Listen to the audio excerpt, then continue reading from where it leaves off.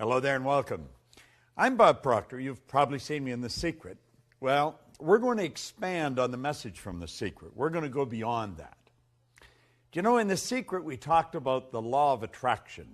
There's been 300 million people impacted with that message. But I want to take you a little further. There's 11 lost laws. These 11 laws that go along with the law of attraction, I think you're going to find rather interesting. And I want to share a few thoughts with you that lead up to this. And I want you to prepare for these lessons as they come out. Do you know, the author said that we should proceed to use our thinking faculty and take care that it does not use you. Well, I think that's true. Do you know, most people are controlled by what's going on outside. They're not using their mental faculties to really control their life. The author says, master your mind and guide it intelligently. Well, you know, if you look at the results of most people, that's not happening. People are not mastering their mind. They're not using it. They're not controlling their own life. As you get involved in these laws, each one of them brings a specific message.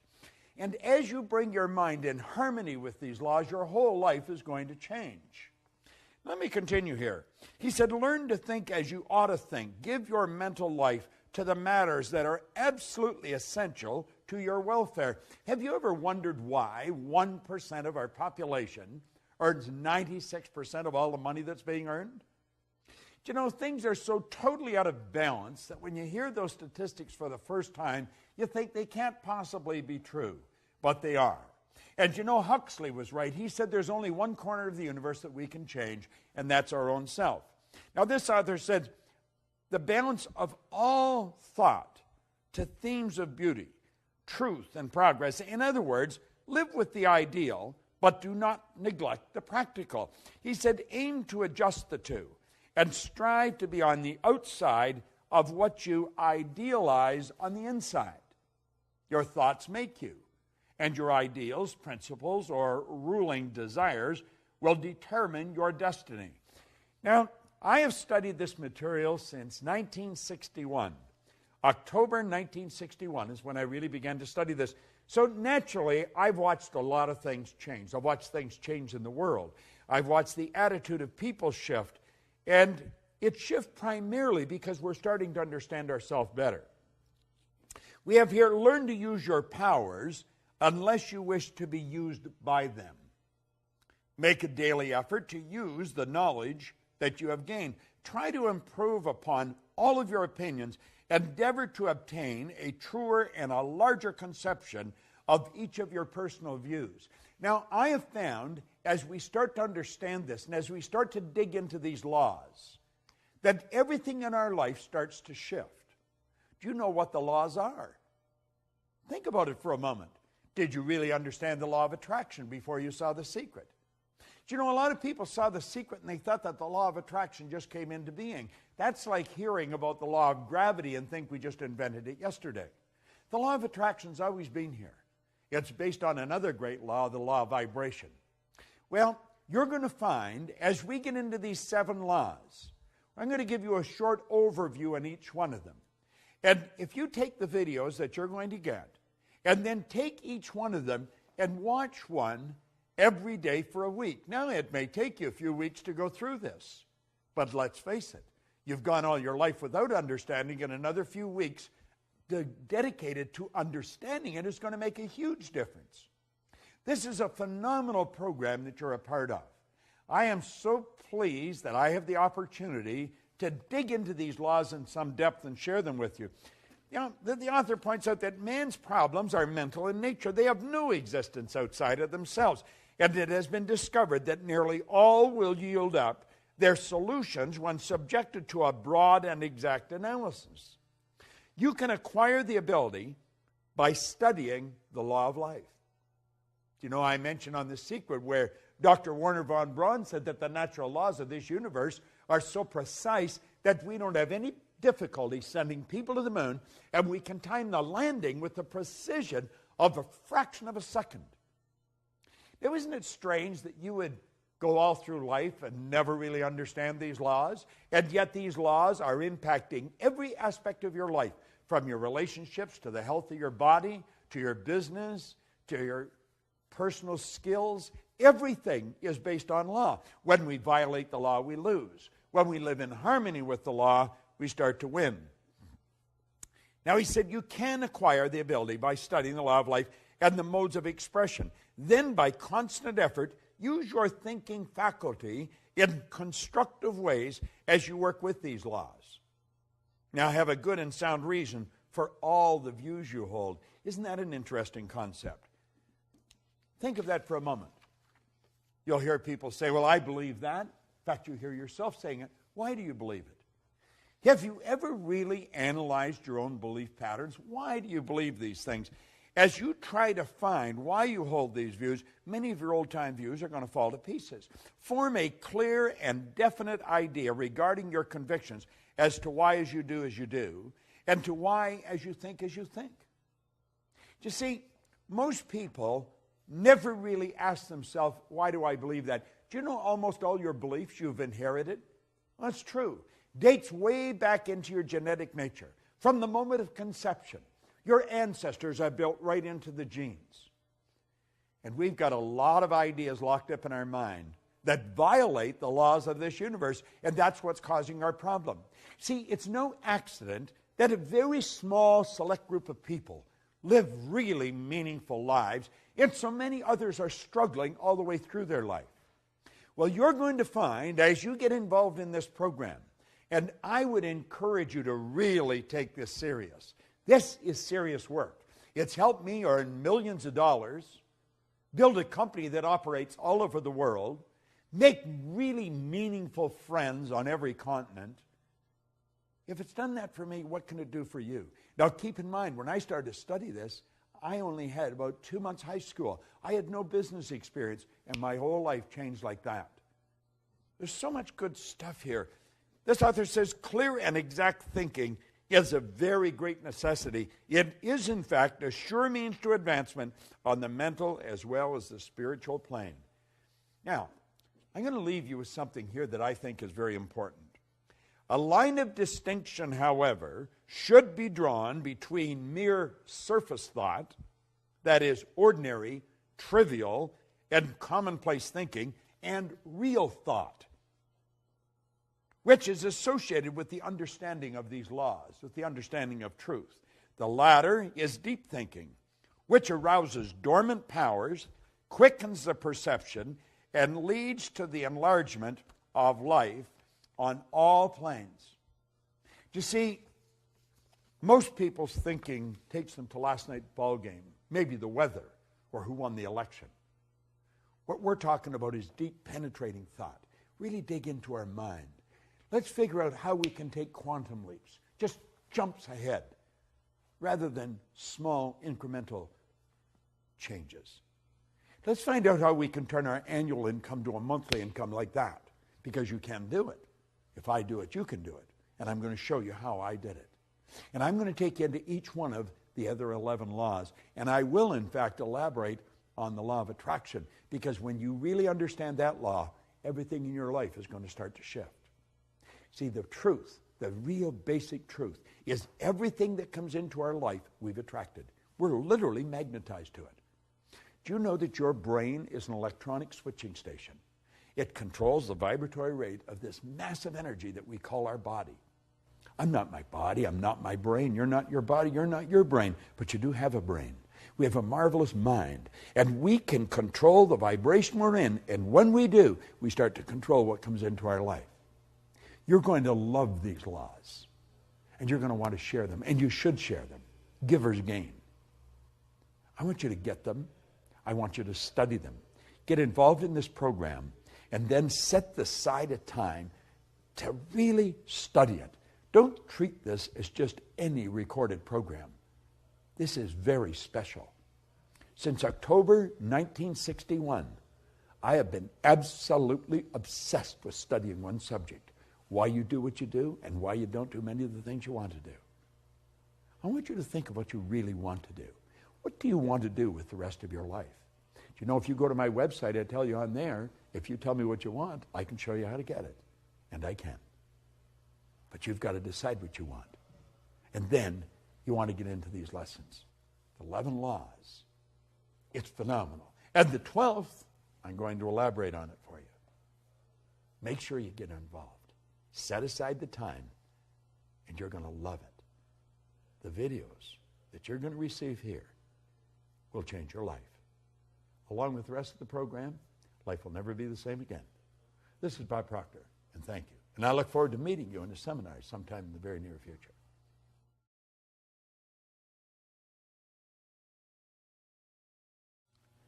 Mind is the master power that molds and makes. And man is mind. And evermore he takes the tool of thought and shaping what he wills brings forth 1,000 joys or 1,000 ills. We think in secret and it comes to pass. Our environment is but our looking glass. Do you know James Allen wrote those words a little over 100 years ago? I began to study them close to 50 years ago. Every year they mean a little more to me. I want to talk to you here about the law of thinking. Thinking is a powerful force. It's been said that it's the most powerful force we're capable of.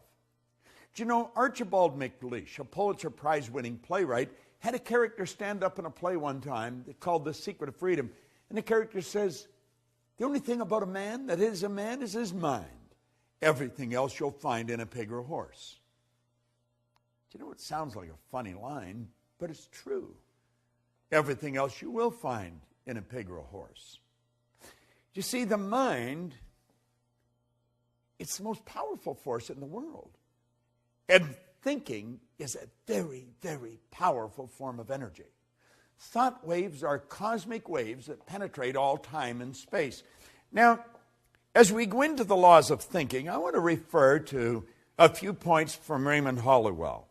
He said, to the average person, life is an enigma, a deep mystery, a complex and incomprehensible problem, or appears so. But it's very simple if one holds the key. You see, mystery is just another name for ignorance. All things are mysterious when they're not understood. But when we understand life, it no longer appears mysterious.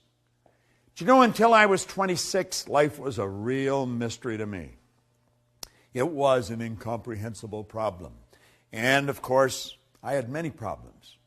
But then I began to study, and I began to study this information. And, you know, it took me a while, but as I started to adopt the concepts and adapt my mind to them, my life started to change. My problems started to sort of disappear. I started to earn a lot more money. I was living in a healthy body, very rarely ever being ill. I noticed that I started to attract different people into my life, more interesting people. You see, the truth was, I was just becoming a more interesting person. A person's interesting because they're interested. And you see, as we start thinking powerful thoughts, everything starts to happen. Now let me share something that Raymond Halliwell said. He said, we're progressive beings, you and I, a creature of constant growth, before whom lies an illimitable ocean of progress to be navigated and conquered only by development and culture of our inherent powers. The progress of the individual is largely determined by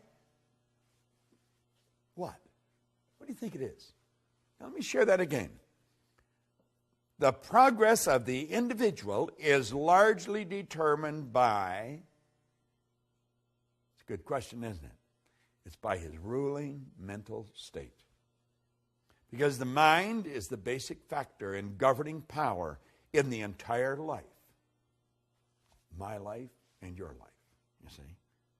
Attention should be given to the predominant mental state, for it will regulate the action and direction of all one's forces, faculties, and powers, the sum total of which will inevitably determine many particular experiences and the personal fate.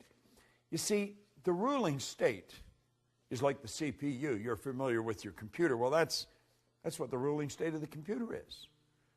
You see? The ruling state of mind is made up of various mental attitudes, which the individual adopts towards things, events, and life in general. If the attitudes are broad in mind, optimistic in tone, and true of life, his predominant mental state will correspond and exhibit a highly constructive and progressive tendency.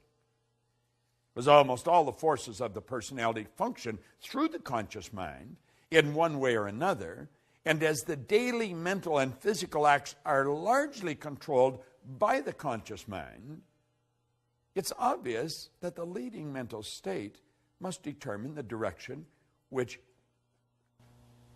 the powers of the individual must proceed. You see, the ruling mental state is everything. I know that you and I have been trained to believe that we've got to change what's going on out there. You know, we've got to fix this and fix that. And we have literally been programmed to live through our senses, to go by what we hear, see, smell, taste, or touch. But you know, there's been little thought given to our higher faculties: perception, the will, intuition, memory, reason, imagination. And see, they're all our inner faculties, and that's where it really happens. This is where it all begins, inside. You don't have to worry about changing what's going on out there. I don't care if it's your bank account or the health of your body. You're going to find the x-rays will show a different you. The bank account will show a different balance. And everything in life will begin to change as you take over the power of thought. Thought is a very, very powerful force. Let me share something that Raymond Hollywell says on thought. He says thought is a subtle element. Although it is invisible to the physical sight, it is an actual force of substance, as real as electricity, light, heat, water, or even stone. We are surrounded by a vast ocean of thought through which our thoughts pass like currents of electricity, or tiny streaks of light, or musical waves. You can flash your thoughts from pole to pole, completely around the world, many times in less than a single second. Now think of what he's saying. You can flash your thoughts right around the globe several times in less than a single second. Scientists tell us that thought is compared with the speed of light. They tell us our thoughts travel at the rate of 186,000 miles per second. We have a hard time comprehending that. He goes on to point out that our thought travels 930,000 times faster than the sound of our voice. No other force or power in the universe yet known is as great or as quick. It is a proven fact scientifically that the mind is a battery force, the greatest of any known element. You see, the thinker is like the computer processor. You know, when it's finely tuned, it really works fast. You can think, and what you think ultimately produces the results in your life. See, there's laws to thought. I'm going to tell you something that I've learned beyond a shadow of a doubt. The thoughts that you think and turn over to your emotional mind instantly, by law, control the vibratory rate of your body. Your body is a mass of magnetic energy. It truly is. You know, if you put your body in front of an infrared television camera in a completely dark room, you just see it as a glistening, radiating, gleaming form. As a matter of fact, if you could hear it, it would be like a symphonic concert being played. Oh, I know, to the eye it just looks like a thing, you know. But it's not a thing. The body itself is one of the most magnificent instruments on the planet, and you live in one. And it's how you think that is going to dictate what this body is going to do. We know that our actions produce our results. If we want to change our results, we've got to change our actions. However, If you don't go to the thought, the actions are never, the actions may change temporarily. But believe me, the thoughts that you think repeatedly become fixed in your subconscious mind. And those thoughts are going to determine what happens in your life. Make no mistake about it. Now, play with this for a moment. We hear a lot about positive and negative attitudes or positive and negative thinking. Well, some think that we deal with two forces. That is, we attract the good and we must do away with the bad. You've heard that many times. We attract the good, we must do away with the bad. Well, that is not true. For example, if we are cold, we do not work with cold and heat alike in order to get warm. This is very simple processing that we're going through here, mental processing.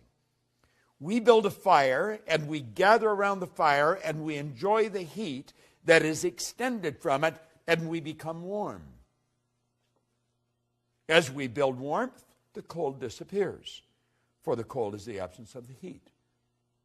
Just like dark is absence of the light. Let there be light. You see? To be warm, we give our whole thought to those things which tend to create warmth. We ignore the cold in thinking of heat and bring forth heat. Prosperity and poverty are not two things. They are merely two sides of one thing, the same thing. There is but one power. Rightly or wrongly used, we cannot think of plenty and then worry about the unfavorable conditions that may seem apparent. If you want to change the results in your life, and I'm just working on the premise that you do, or you wouldn't even be watching this film right now, give your thought to your mind. Give serious thought to this series of overviews that I'm doing on the laws that you're studying. You see, Huxley was right. He said the only corner of the universe that we can be certain of improving, it's our own self. That's all. You know, all those things we want to change outside are all a reflection of what's going on inside. Well, that may be a big idea for you right now, but as you study this for a week, a month, a year, and then come back and hear me say that, it's going to sound like a totally different statement. You choose your thoughts, and your thoughts create your life. You truly do become what you think about. There is a law of thinking. Make no mistake about it. This is Bob Proctor, and thank you.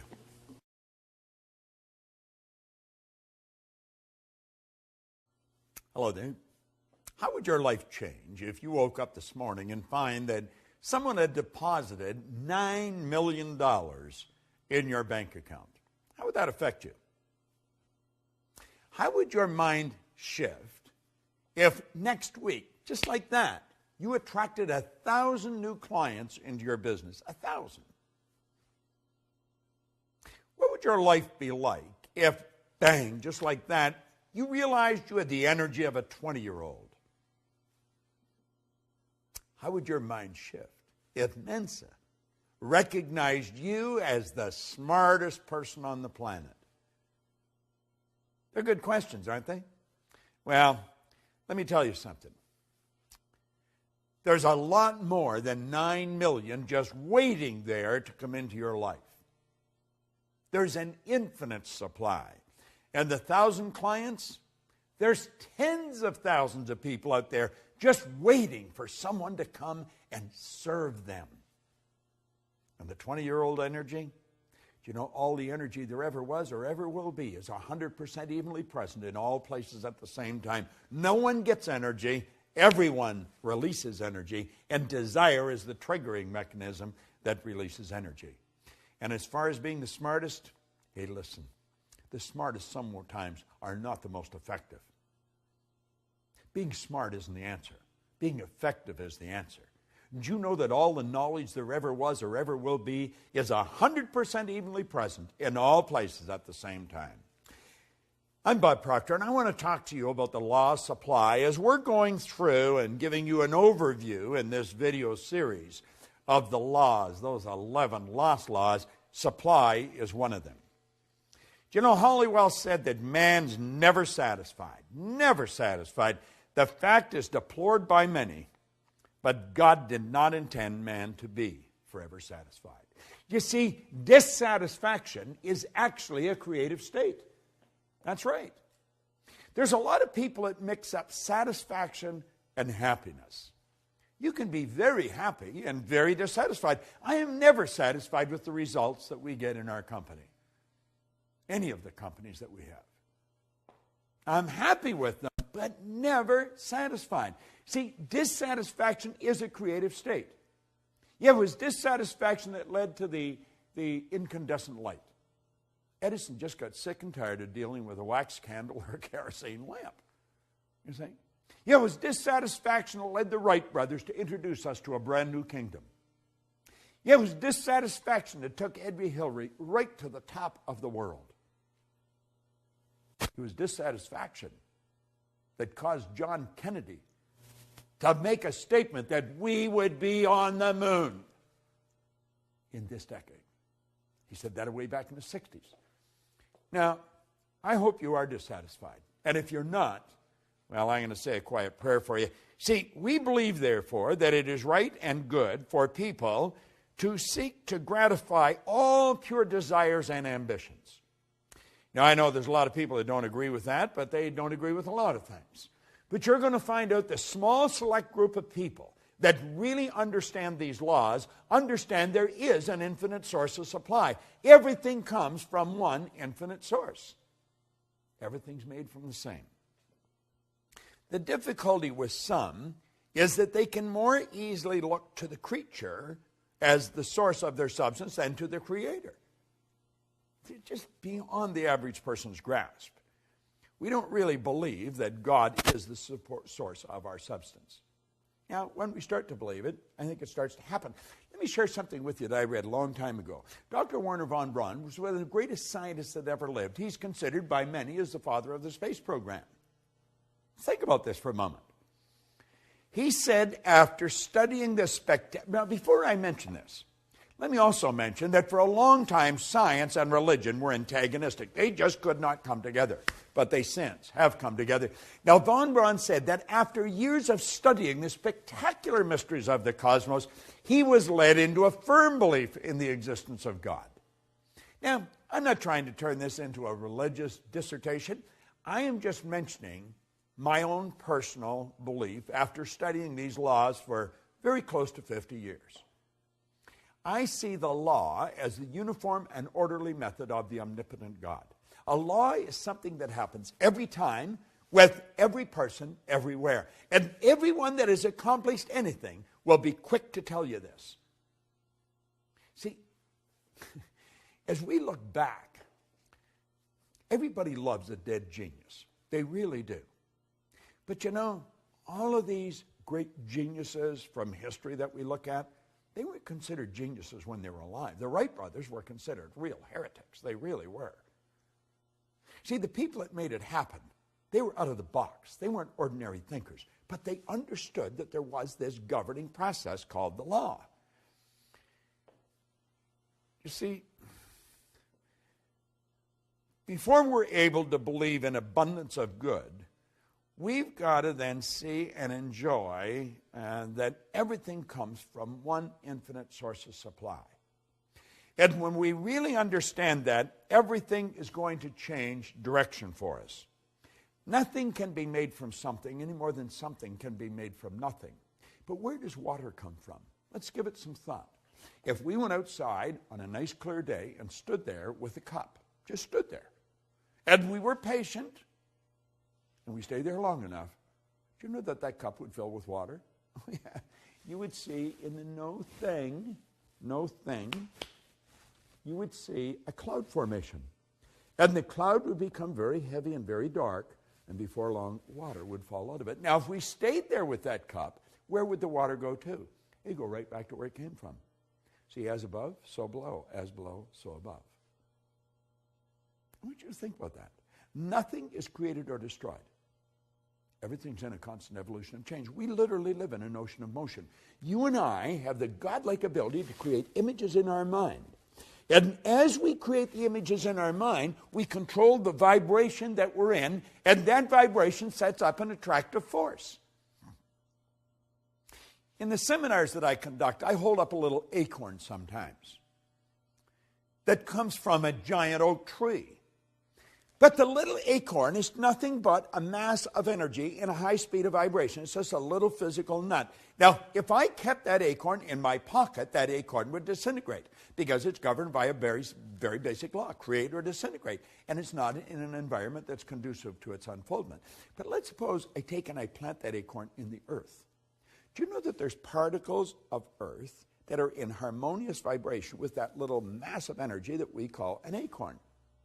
See, if you looked at the acorn through a microscope, it's not solid. It's just a little mass of energy that's dancing. Let me digress for a moment. Let's suppose I took 2 drops of water on a glass top table and I pushed them together until they touched.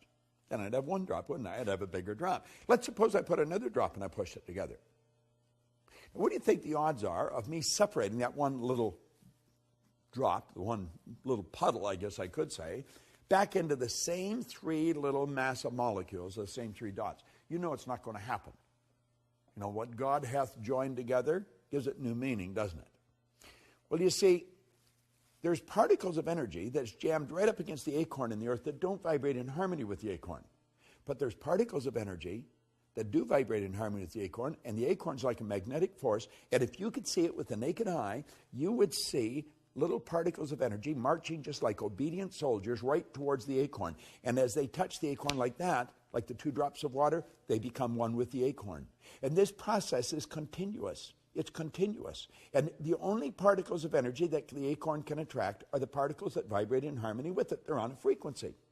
And the acorn keeps attracting and keeps expanding. And the shoots come out of the bottom, and then it breaks through the earth, and it attracts from the atmosphere as well as from the earth. And before long, you'll see a giant oak tree. All by attraction. It's all energy moving. There's one source of supply, just one. Well, do you know that you are attracting to you right now from an infinite source? Now, if you're holding thoughts of lack and limitation, that's what you're going to attract. The universe, by law, can only give you what you put in the order for. What are you putting in the order for? We talked in a previous video about thinking. There's a law of thinking. Well, as you think, you attract. So think about it. What have you put in order for? What are you attracting? Everything comes from one infinite source. You might say, well, I don't really understand that. Then just take my word for it, because I do understand it. And if you study it for a while, you're going to start to understand it. Like Solomon said, in all you're getting, get understanding. Well, let's understand where everything does come from. There's no lack. There's no limitation. As long as you live through your sensory factors and just go by what you see, then there will be lack and limitation, because you're dealing with a very limited view. But when you start dealing with the God's eye view, you see things from a much higher level. There's no lack and no limitation. And understand this, what you think you attract, and you attract from one infinite source of supply. Study this law of supply. It's a phenomenal law, and it works for every person, every time, everywhere. This is Bob Proctor, and thank you.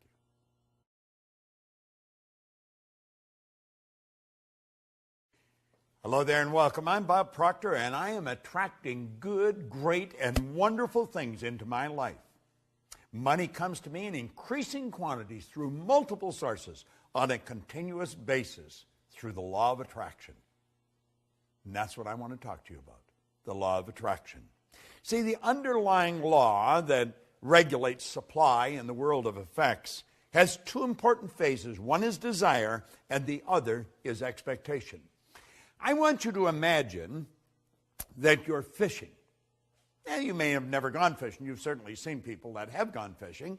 And you take and you get the line all fixed, and boom, you cast it out. And as soon as that plug hits the water, bang, a fish strikes. Now, you got the fish on the end of the line. but you are never going to have that fish if you don't reel it in. Well, you see, when we desire something, we are instantly connected with the invisible side of whatever good we desire. It's expectation that reels it in. Now, most people don't understand this, and they attract what they don't want rather than what they do want.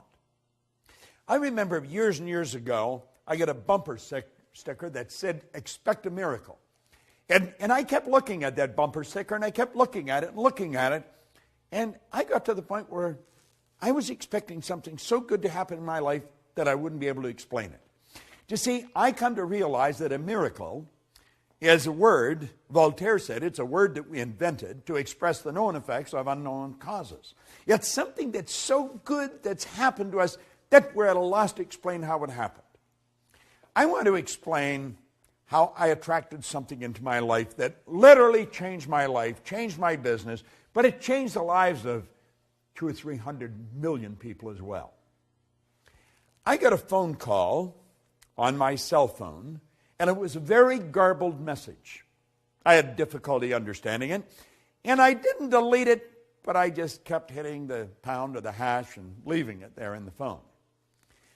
And one day, my phone was full. So I thought, I should empty the thing. I think I was in an airport at the time, so I sat down and I took all the messages off one at a time and wrote them all out and then deleted them. And I phoned Gina Hayden, who's worked with me for the past quarter century, and I said, Gina, I think this woman's name is Glenda, and I think this is the phone number. It sounds like an Australian phone number. Would you phone now? There's something about a film. Would you phone and see if the number's even the right number? Now, I'd had it on my phone for a good month. And so at any rate, a couple of days later, or maybe even later that day, I've forgotten now, and I'm talking to Gina, and she said, well, that was the right message. Her name was Glenda, and you had the right phone number, and there's a film crew in from Australia, and they're shooting this film, and they really wanted you in it. But they haven't been able to reach you, and they're shooting in Aspen all weekend, and they're going back to Australia first of the week. And Gina said, isn't that strange? Bob's doing a seminar this week in Aspen. Now, I hadn't been in Aspen for a couple of years. And I check into my hotel. I just went next door where they were shooting the film. And the film, of course, was The Secret. And you know, all of a sudden, all over the world now, people know Bob Proctor, and they know about the work that I do, that I love doing. I believe that I attracted Rhonda Byrne into my life. But I also believe Rhonda Byrne attracted me into her life. And you see, the secret I attracted. I expected something big to happen. And I'm going to tell you something. I expect something even bigger to happen. Now, the law of attraction is it's a law that many people now are very familiar with. And of course, I think that the secret has probably communicated that law better than anything that I have come across in all the years I've been in this business. They deserve, the people that put that all together, deserve a lot of credit. A lot of people think I made it. I didn't make the film. I just sat there for a couple hours and talked, sharing what I knew. And a lot of good things have happened. Now, the law of attraction is not a primary law. The law of vibration is the primary law. See, everything in the universe vibrates. We literally live in an ocean of motion. I want you to look at the walls that surround you. You think those walls are solid. They're not solid. Nothing is resting. Everything is moving. A body in a coffin is moving. Now, you may think that I'm sniffing something, but I'm really not. If you go into a funeral home and pick up the remains and look at it through a microscope, you will see particles of energy dancing right before your eyes. Now, if it wasn't moving, how would it ever change to dust? Well, you see, you and I have a brain. And our brain is an electronic switching station. And our thoughts activate brain cells and control the vibration we're in. And the vibration we're in controls what we attract into our life. Now, this law of attraction is a phenomenal law. And I think the law of attraction, as it's brought out in this series, it's very well done.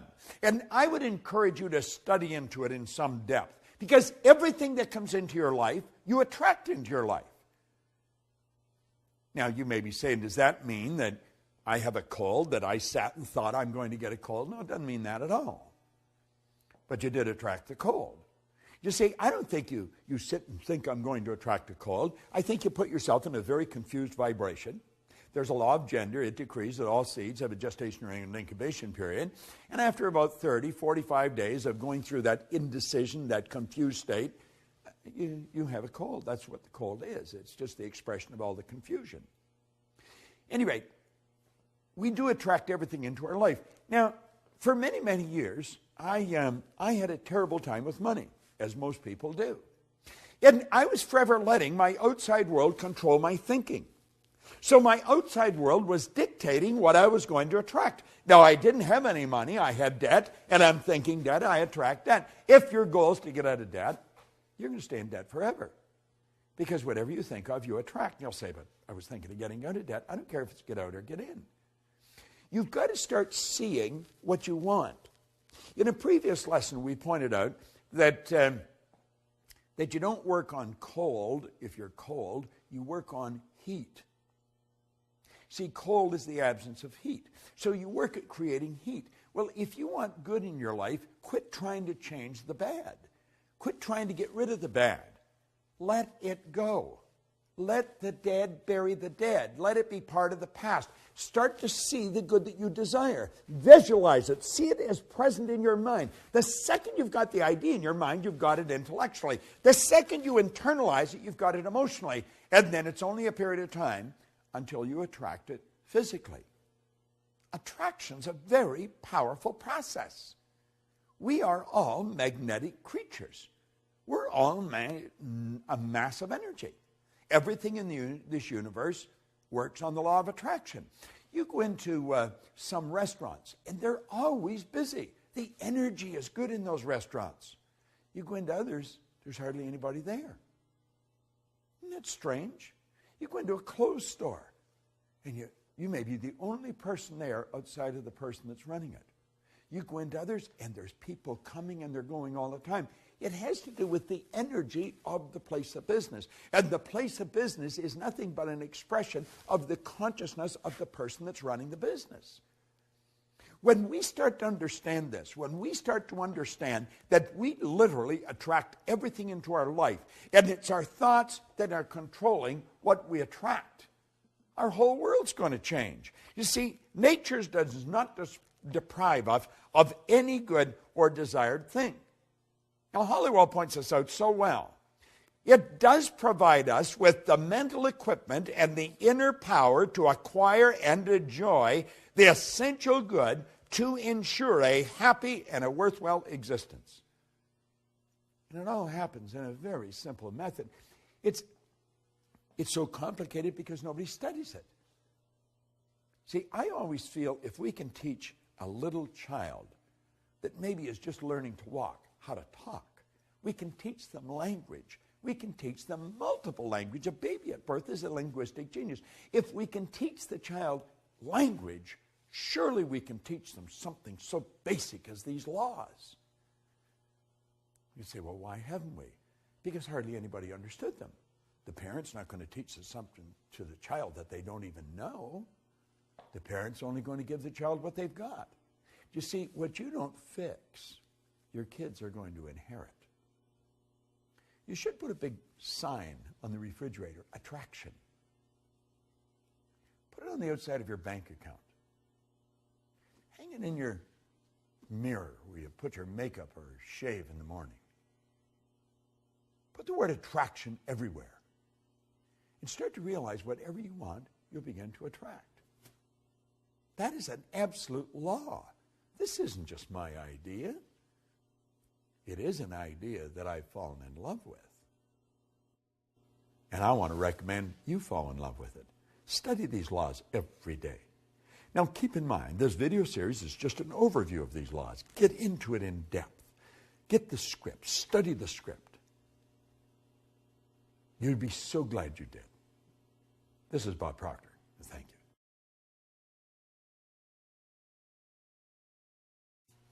For many years now, in seminars that I've been conducting or conferences where I'm speaking, I mentioned to the audience a personal growth program might be, if it does not have a spiritual foundation, in my opinion, it's incomplete. This program definitely has a spiritual foundation.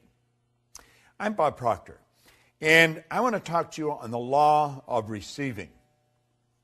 Here's a line from it.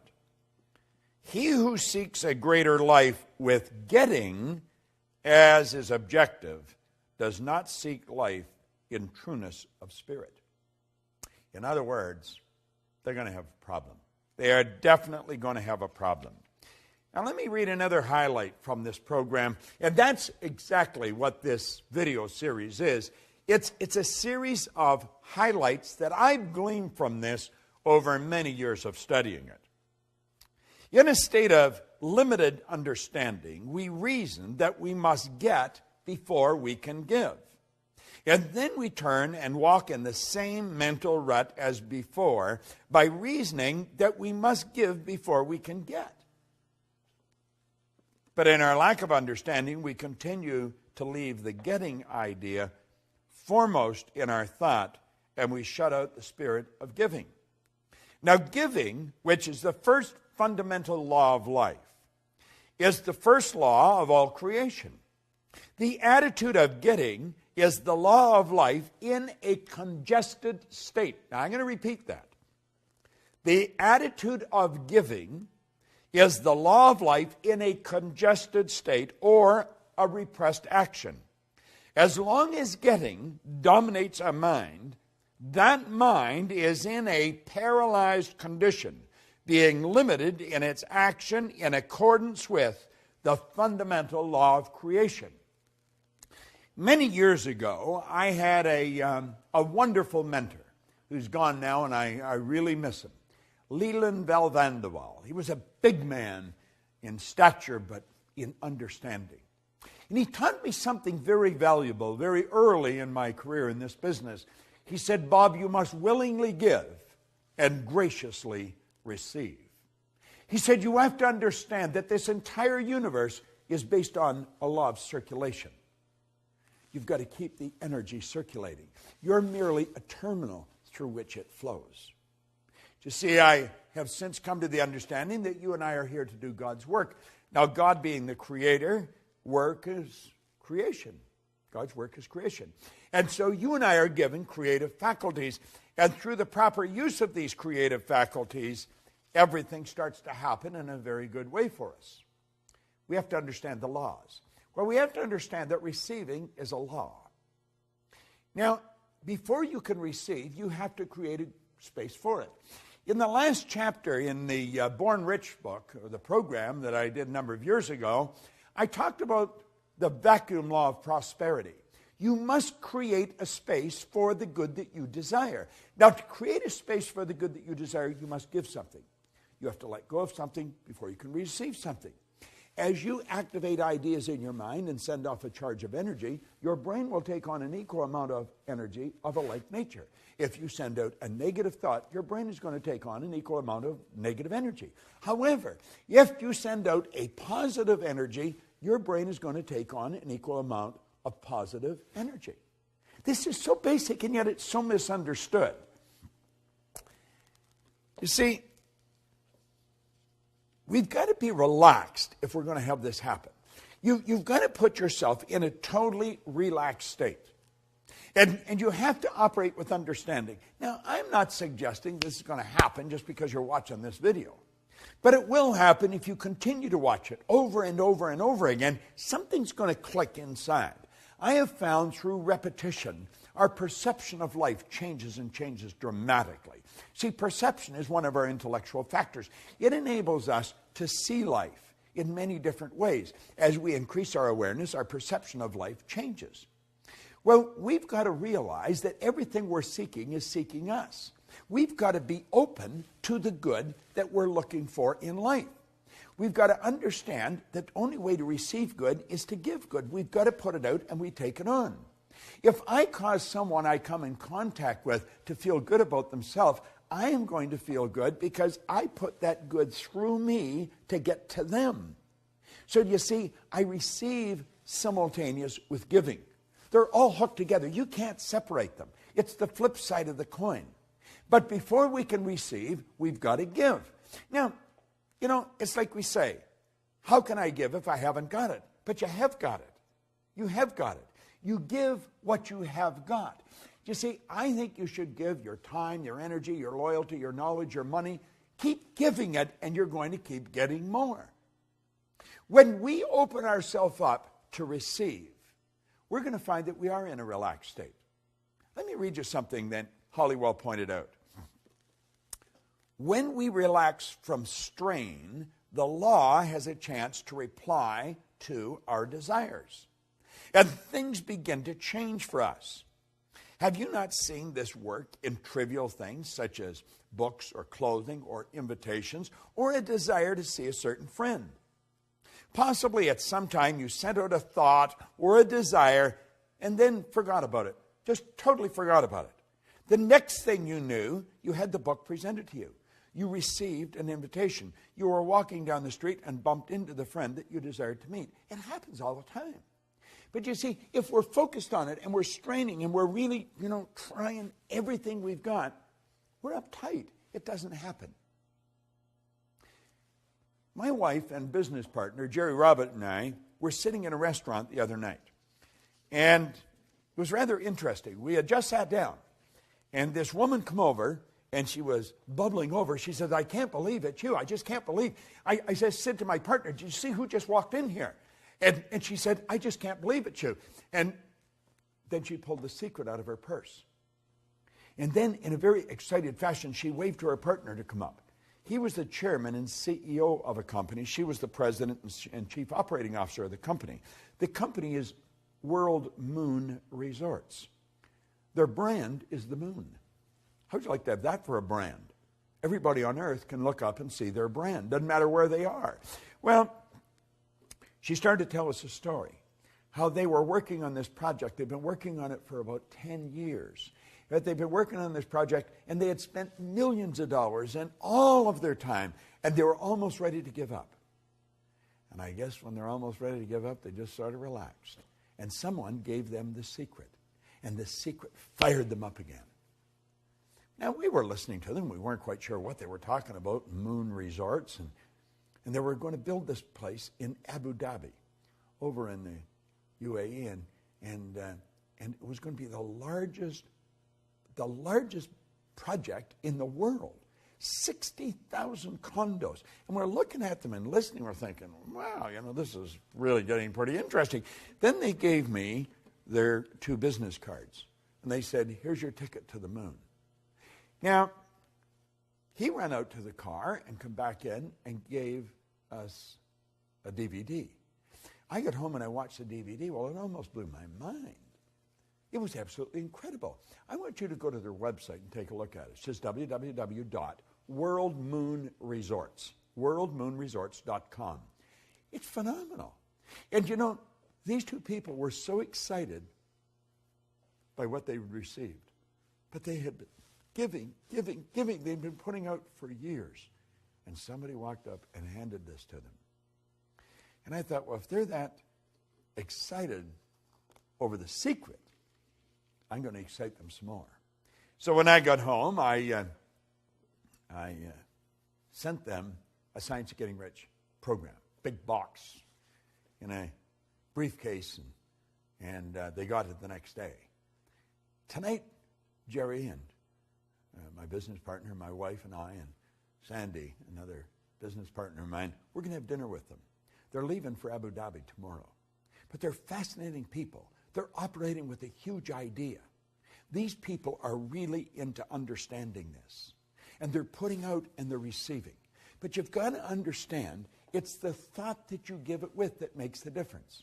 Do you know, there's an interesting story that Billy Graham tells about one time. This is when they were struggling. This is when Billy Graham was really just starting out. And $100 probably would have rented a real nice place for a month and bought the food that you needed. But at any rate, the collection plate come around, and he put a $100 bill in. And later on, he says to his wife, my goodness, I thought I put $20 in. I put 100. And she looked at him, she said, isn't that too bad? You're only going to get the good back for putting 20 out. And I thought, what a great story. And that's exactly the way it is. You'll say, but he gave 100, wouldn't he? No. The thought that he gave it with, he was giving 20. You see, it's thinking that controls everything. It's the thought we give it with. In the science of getting rich, we talk about leaving everyone with the impression of increase. Why? Because by giving out good, we're going to receive. See, the giving and the receiving are all tied together. They're not separate. You've got to be open to receive, but you'll be open to receive when you really understand the concept of giving. This is an orderly universe, and energy is forever moving. You have to understand that your life is full right now. Now, it may not be full of what you want, but your life is full. Your calendar is full. All your time is spoken for. You'll say, well, it's really not. I've got a lot of wasted time. That's how you're using it then. We must replace the waste with productivity. Yet, and for everything in your life you don't want, it's part of what your life's full of. What you've got in your life is a reflection of what you've been giving. And if you want greater good, you've got to give greater good. The more good we put out, the more we're going to take on. We don't have to worry about what we're going to receive. Let's understand the receiving is governed by law. And the basic law behind it is in giving. And as you give, you receive. You see, if you're sitting in a chair right now, you couldn't put anything where that chair is until you get rid of the chair. This is why the vacuum law of prosperity is such a beautiful concept. Nature truly abhors a vacuum. You give, and you give in abundance, pressed down and running over. And I guarantee you, you'll never have to worry about what you're going to receive. But like my old mentor said, we've got to willingly give and graciously receive. And you see, willingly giving, that's the expression of a lot of faith. But it isn't blind faith. It's faith based on understanding of these laws. So as you dig into this law of receiving, start to thinking of who you can give to, what you can give, where you can give, and then give everywhere you go. Give the very best you've got. And you know something? You'll receive the very best the universe has. It's sitting there waiting for you. This is Bob Proctor, and thank you.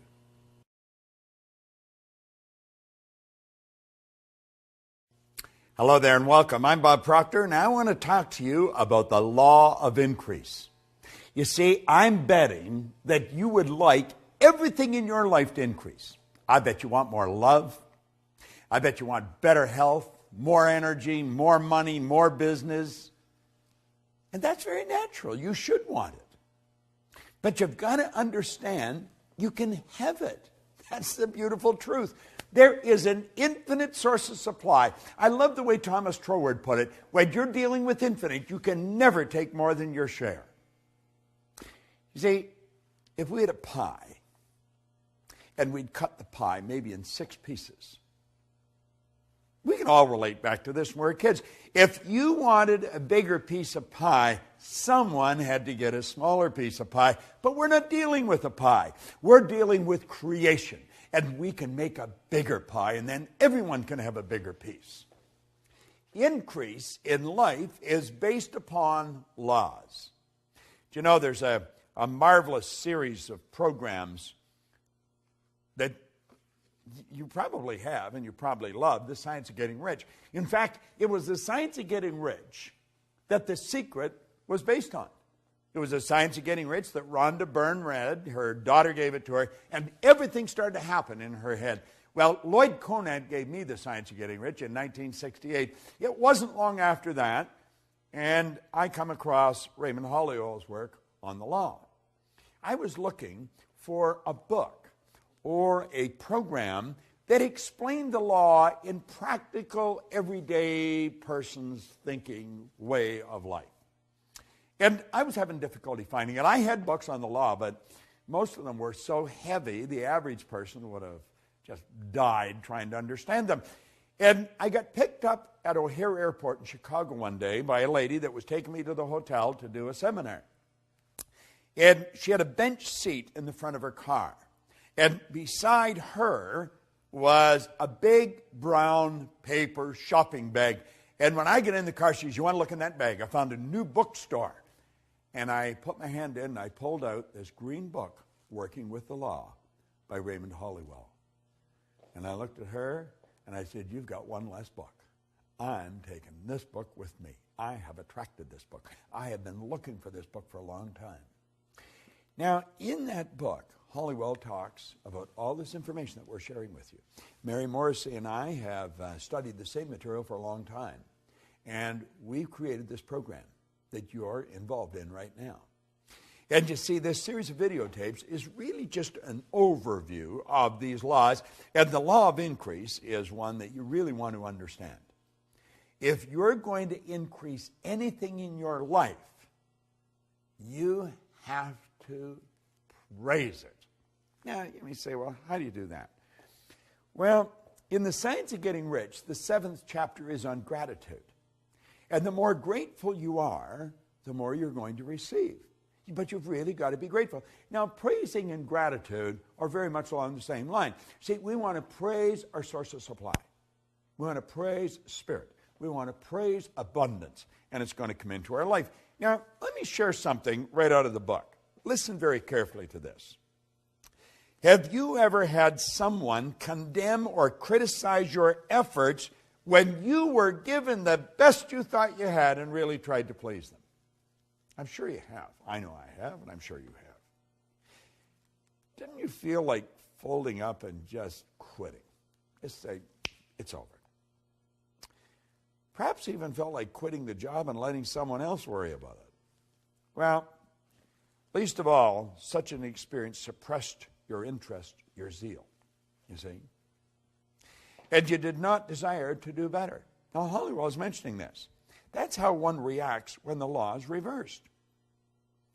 Whereas when someone praises you for efforts, you feel like expanding and doing better, trying harder to be more perfect. Your interest becomes greater because of that pleasure. And within your happiness, you bring happiness into your work and all around you. It is a well-known fact that every plant is responsive to praise, for I have even seen flowers praised to longer life and beauty.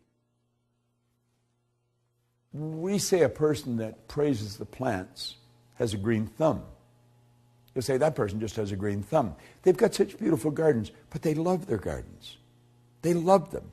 They send nothing but loving energy to the plants. Well, when you send loving energy to your source of supply, you're going to find that increase is just automatically going to happen. You're just going to get more. Do you know, I have read time and time again, and I experienced this myself, so I know it to be true, that people that are very successful in something have a very difficult time differentiating between work and pleasure. And that is because they love what they're doing. They're forever grateful for being able to do what they're doing. They do praise it. And the more you praise what you're doing, or the people that's working with you, the more you're going to win. It's been proven that a failing business can be praised into success. Suppose lost friends have returned their affections when the law of praise was used. Think about this. When you put good into anything, good's going to come back. We started this whole series out with thinking. We pointed out that every great leader that has ever lived has been in complete unanimous agreement that we become what we think about. Well, if you think bad thoughts, and if you're looking at things and you're looking at the downside and you're condemning and criticizing everyone, what kind of a vibration are you in? But if you're looking at what they do good, you're looking for the good in everything and you're praising them, what happens? Do you know that a child that is raised with criticism grows up very insecure human being? It's true. This is a known fact. The child that's raised with praise grows up very confident. The child that's raised with criticism usually struggles throughout their life. The child that's raised with praise goes on to become a great leader and very confident. This is so obvious. It's true in plant life. It's true with money. It's true with your friends. Praise your friends. Praise what they're doing.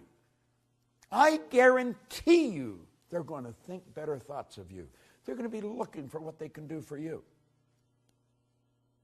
Now, you don't have to be a rocket scientist to figure this out. Praise changes our observation, our whole outlook of life. In the past, we were in the habit of seeking our weaknesses and failings, as well as the shortcomings of others. But now we see differently. You see, praise changes your perception. Now think of this for a moment. If you're going to praise people for what they're doing, you're first going to have to look for something they're doing good.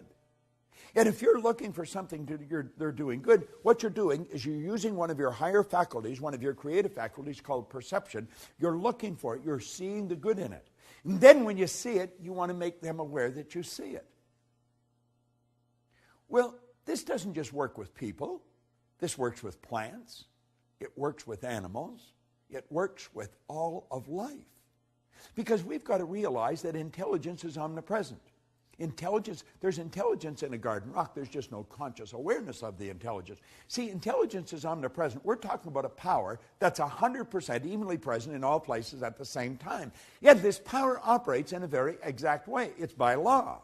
So it only makes sense that if praise works with people, it works with plants, works with animals, it works with all of life. And if we're going to praise anything, we're going to have to see the good in it. We want to look for the good, and then we want to praise it.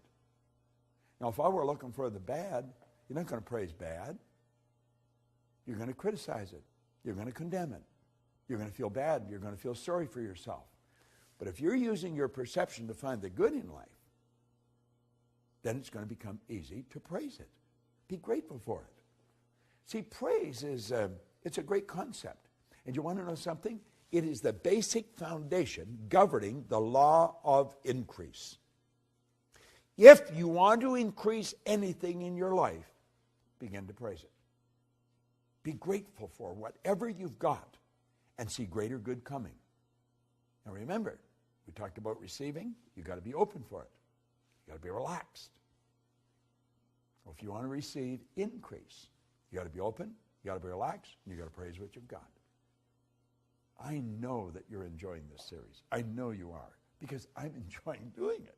I'm enjoying sharing this. Now, if I'm enjoying sharing this with you, I know that you're enjoying receiving it. What I want to suggest is you do what I'm doing. It works. It's helped me earn millions of dollars. It's helped me build an enormous abundance of friends all over the world. It's helped me build a business right around the world. So I want you to do what I'm doing. I am enjoying sharing this. And I'm praising you for using it. You go and extend it. Let's keep this energy flowing. To me, to you, through you. Who are you going to give it to? You know it works. You want increase? Praise what you've got and share it. Willingly give it and graciously receive it. The law of increase is based on a fundamental principle, praise. This is Bob Proctor, and thank you.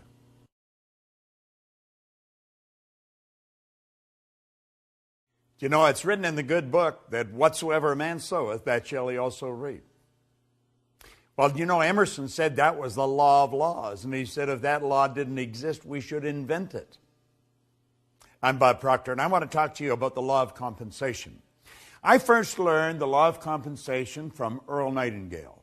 Earl Nightingale explained it probably better than anywhere I've ever read it. Now, I've read Emerson's essay on compensation, and we, of course, have the law of compensation here in this Working with the Law series.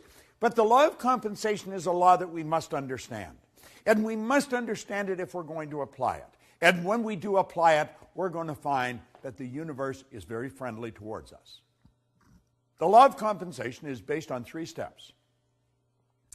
The amount of money or good you receive is going to be in direct ratio to the need for what you do, your ability to do it, and the difficulty there is in replacing you. I want you to think about that for a moment. The amount of money or the good you receive in life is going to be based on just 3 points. The need for what you do, your ability to do it, and the difficulty there will be in replacing you. You see, I quickly learned that there is a phenomenal need for what we do in our business. People are confused. People do not understand the laws. People are watching to what's going on in the world. We're dealing in a very fast-changing world. We're not dealing, the world's not getting bigger, the world's getting smaller. We're dealing in a world market today. You're only just a touch of a button away from anywhere in the world. We can look and watch what's going on the opposite side of the world on a television set that's strapped to our wrist the size of a watch. Hit a button today and we send a message to 1 million people all at once, and they get it wherever they are with email. Think of how the world has changed. It's changing so dramatically. And you know what it's looking for? It's looking for effective people. That's right. Everybody wants someone to serve them. Now think, is there a need for what you do? I would suggest there probably is. There's probably a great need for what you do. And you didn't even have to do anything to create that need. It's there. The second step is your ability to fill that need. How good are you at doing what you do? That's so important we understand that. Most people just do enough to get by. It's been often said that most people work just diligently enough so they don't get fired, and the company pays them just enough so they won't quit. It doesn't work. It doesn't work. It's in violation of the law of compensation. See, the second step, your ability to do it, is going to take care of the third step if you do the second step right, the difficulty there is in replacing you. When you become so effective at what you do, you're very difficult to replace. That's when your stock goes up. You will find that there will be people waiting in the wings to hire you, to pay you to go and work for them. When you perform your task to the very best of your ability, or when you are through your work and you do it well, you infallibly bring out the best there is in you. Now, you see, I learned a long time ago that if I make up my mind, I'm going to learn how to communicate this more effectively all the time, then my income is going to keep going up. My customers are going to keep coming. Now, we have people come to us from all over the world. That is not an accident. That is by design, and it's by law. Now, you might ask where you live. I live in Toronto, in Canada. Now, my office is in Phoenix, but I have other offices around the world, and I work with people all over the world. But how did you and I come together? I'm going to suggest that you and I came together because I made a decision many years ago that I was never going to stop attempting to improve the service I render. And hopefully, I would attract people like you into my life because I was giving the very best I've got and always trying to do it better. See, every day I study. I study every day. Now, I've been doing this since 1961. Prior to 1961, I never studied. Never did anything. I just tried to get by. And, of course, I didn't do very well. I was earning just a little bit of money, and I was in debt over my head, and I had a difficult time finding work. Today, I don't have a difficult time finding work. I have a difficult time hiding from it periodically, but we work all over the world. Why? Well, 3 steps, law of compensation. The need for what you do, your ability to do it, and the difficulty there is in replacing you. Now, if you make up your mind that, and understand that you have infinite potential, no one knows what you're capable of doing. The most erudite scientist alive will not even guess at what you're capable of doing. As far as energy is concerned, we've studied this many ways. You've got about 11 million kilowatt hours per pound potential energy locked up in the electrons in the atoms of your body. Your brain is an electronic switching station that boggles the mind of the wisest. Your central nervous system is the most phenomenal electrical system in the entire universe. It would make a supercomputer look like a toy. Do you know that the blood circulates through hundreds of miles of passageway every 33 seconds, just like that? It carries all the food in, all the garbage out in one sweeping change. Have you ever stopped and thought about the power that you represent? You've got all these mental faculties. You can tap into an infinite source of supply. Listen, when we talk about you, we're talking about something that is awesome. The highest form of creation on the planet. That's what you and I are. Now, are we using it? Well, for many years I didn't. My whole idea was just get by. But then I started to study this material, and it started to make sense. And I thought, I'm going to change. I'm going to change how I'm living. And I got into Earl Nightingale's material. Now, I got into Napoleon Hill first, then into Earl Nightingale's. And I began to study it. And I got into this law of compensation. Then I read Emerson's essay on compensation. Then I got into Raymond Hollywell's material on compensation. It's all telling us the same thing. It's up to you. It's up to you. The universe will give you whatever you ask for. But you ask in the form of providing service. You see, you get back exactly what you put out. You put a lot out, you get a lot back. We are raised with the misconception that you go to work to earn money. You don't go to work to earn money. Working is the very worst way to earn money. We have a company called the Chairman's Club. And the Chairman's Club is designed for one thing, to show people how to earn money. You just go to the Life Success or lschairmansclub.com, lifesuccesschairmansclub.com, and look it up. That's the sole purpose of it. And in that club, we show people how to earn money, how to set up multiple sources of income. But the whole thing is based on providing service. You've got to provide service. See, the concept behind the club is that you can earn so much money when you're sleeping, you can do whatever you want when you're awake. Now, that sounds bizarre to most people, but most people don't understand the law of compensation. We're raised with the idea you go to work to earn money. You don't go to work to earn money. You go to work to gain satisfaction. You should spend your days doing what you absolutely love to do. But compensation, think about it. Our compensation comes to us by law. It's based on three factors: the need for what you do, your ability to do it, and the difficulty there can be in replacing it. Now, I know you may have doubts. You may think, well, if I do more, I'm not necessarily going to get more. Well, you may not get it from where you're working. It may not come from there. It may come from somewhere else. You say, but the company makes up their mind how much I'm going to earn. No, they don't. You don't get your pay from the company. You get your pay through the company. Your pay comes from an infinite source of supply. You see, we've got a lot of these ideas wrong. And look at, if you become bigger than your present position, by law, you must move ahead. That is an absolute law. That's the basic law of the universe. When something becomes bigger than the position that it's in, it moves on to the next space. And if your company is not going to give you more, there's going to be a dozen companies waiting in the wings for you to come along and help. The law of compensation is probably one of the most important laws. I would suggest that as you turn this set off and you stop watching this particular video, ask yourself, how good am I at what I'm doing? Could I get better at it? Could I get a lot better at it? How can I get better at it? Understand this. You've got the potential. You've got more power than you will ever hope to utilize. Are you applying it? Who does a better job at what you do than you do? Are you studying those people? Study their lives. Find out what they do. Do what they do. Read the books they read. The more you study this material, the better you're going to get at what you do.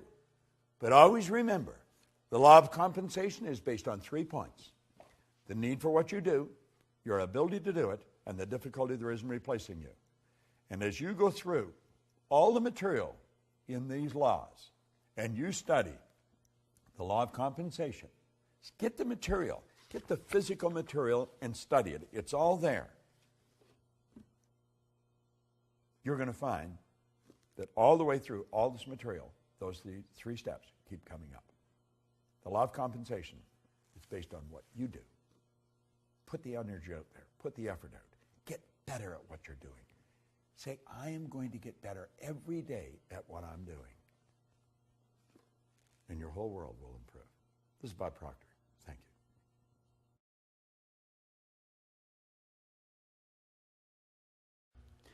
you. You know, the law of non-resistance is a law that 9 out of 10 people violate. And because they do, they cause themselves a lot of problems. It's a pretty well-balanced individual that understands how to live in harmony and not let this get to them. The law of non-resistance. Think of this for a moment. When you go to do anything that's out of the box, where you're really going where you have never been before, you're going to meet with resistance. As a matter of fact, if you don't meet with resistance, you're probably going in the wrong direction. You're not going ahead. You're either going sideways or backwards. Resistance is a signal that you're moving into a new area.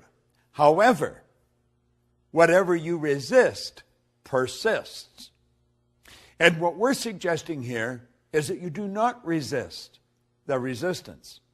Now that sounds like a bit of a mouthful, but understand this. You and I are programmed to resist resistance. That's part of our animalistic nature, fight or flight. What we want to do is master this. And instead of fight or flight or react, let's respond.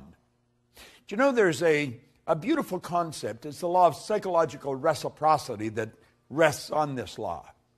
That law states, whenever you put good out, you'll get good back, but very rarely right away. When you put bad out, bang, you get it right back. Well, let's think about that for a moment. We'll use the martial arts as a metaphor here. Karate is a very hard form of martial arts. You whack me, I whack you. You kick me, I kick you. And we beat the daylights out of each other. That's resisting resistance.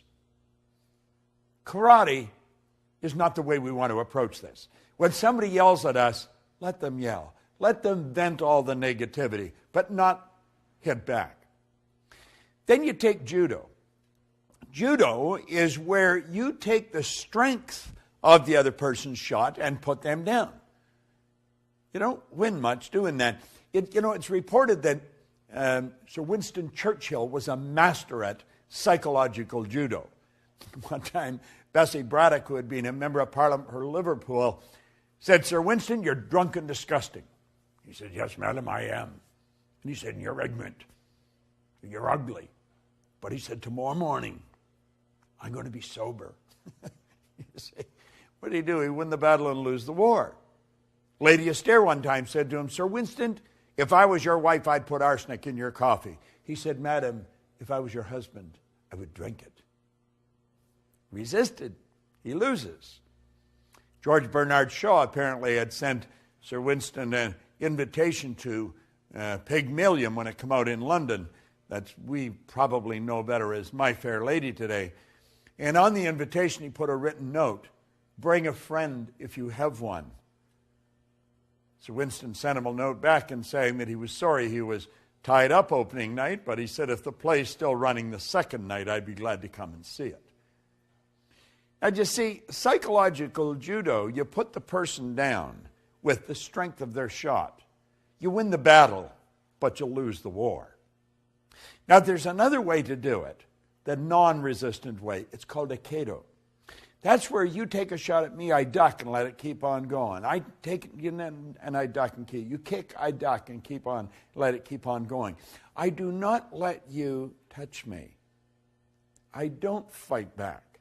I stay fresh. And when you've vented all your negative energy, I'm as fresh as a daisy and I can lead you to where you want to go. That's non-resistance. See, there's a law of non-resistance. Whatever you resist persists. So the next time you meet with resistance, rather than fight back, just let it go. It's not that important.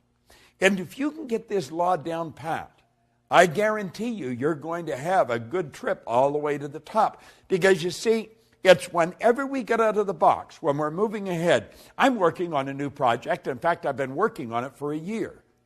I have met with enormous amount of resistance. I just let it go. I just let it go. And I know when there's a lot of resistance on a program that I'm involved in, I'm on the right track. You see, if you're just going sideways, there isn't any resistance. You're doing something you already know. The law of non-resistance, of these 11 laws that you're getting, this is one of the most important. Burn it into your mind. And remember, don't react, respond. I remember to close off with, I was doing a seminar with a bunch of teenagers in Hawaii one time. And I asked the kids, I said, what's the difference between reacting and responding? This one little 15-year-old girl looked off into space and she put her hand up. And she says, reacting is a habit. To respond, you have to think. It was the best answer I'd ever got. 15 years old. To react is a habit. To respond, you have to think. Now think of this. When you react, whatever it is that's causing you to react wins. You lose. When you respond, you win. The law of non-resistance. It's a great law to understand. Use it, and you'll win. This is Bob Proctor, and thank you.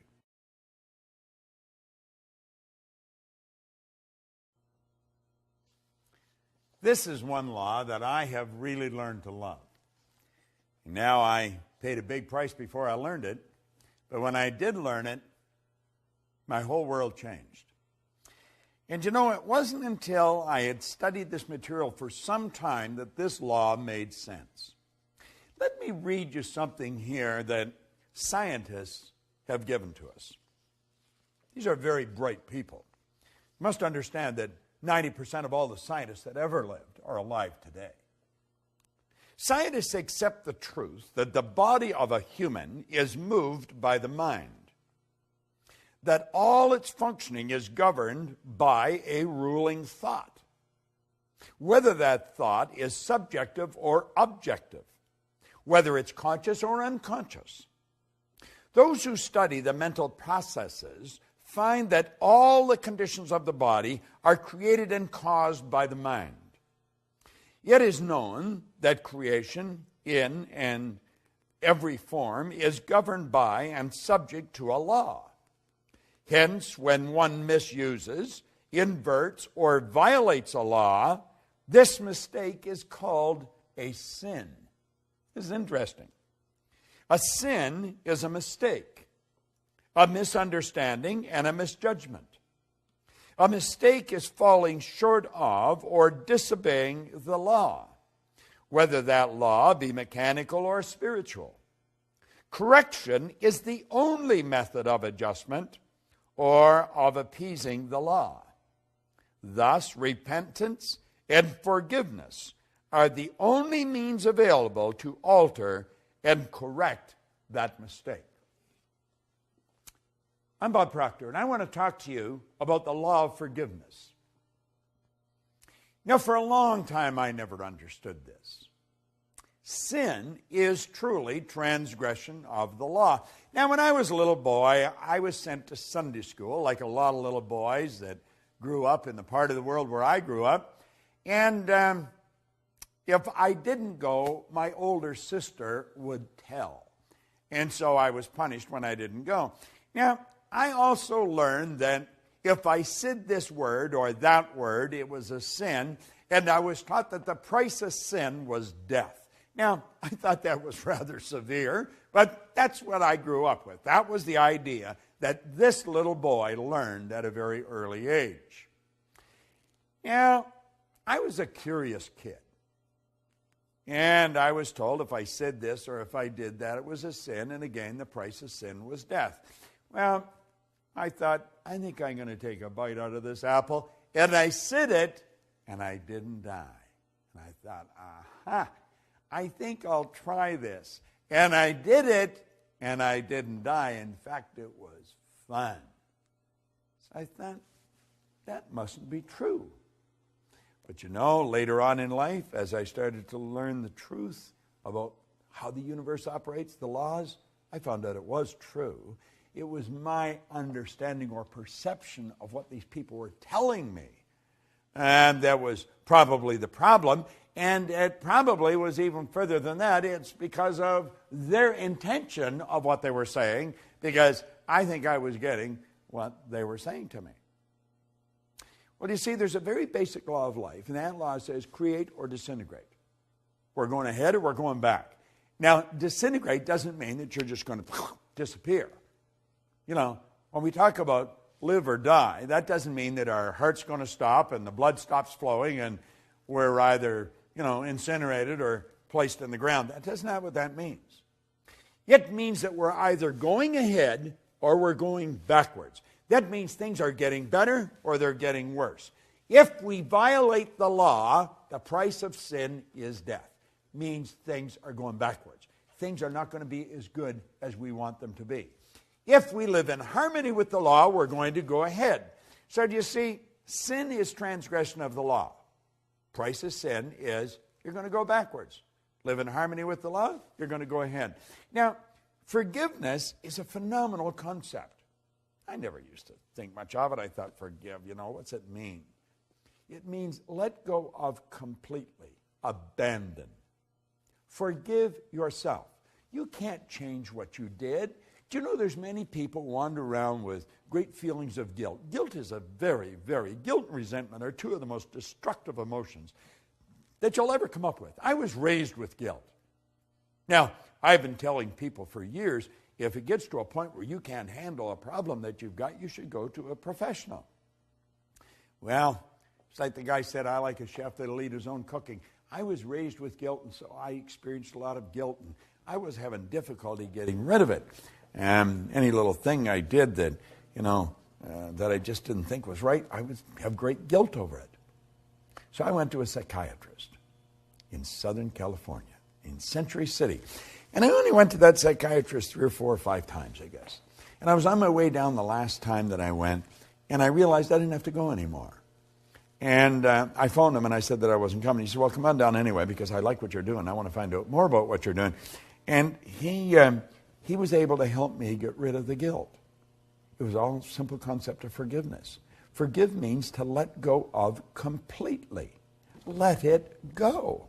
Forgiving is a very healthy concept. We've got to learn to forgive ourselves. We've got to forgive others. We have to realize that what we did yesterday, we cannot change. If you did something deliberately wrong, let it go. Forgive yourself. If you did it and you didn't do it deliberately, forgive anyway. Let it go. If someone else has done something to you, don't hold any resentment. Let it go. Now, that doesn't mean that you want to go and give them an opportunity to do it all over again. You may move away from that.